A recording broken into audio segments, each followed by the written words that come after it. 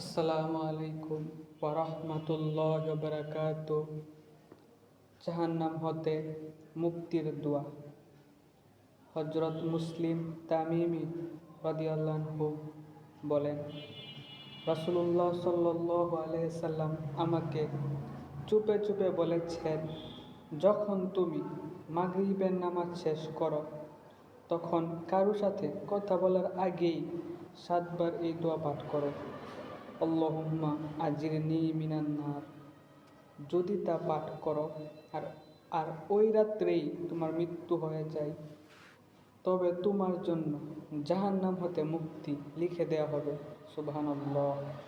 ফজরের নামাজের পরও যদি এভাবে পাঠ করো আর ওই দিনই তোমার মৃত্যু হয়ে যায়, তবে তোমার জন্য জাহান্নাম হতে মুক্তি লিখে দেওয়া হবে। আবু দাউদ শরীফ, মিশকাত শরীফ।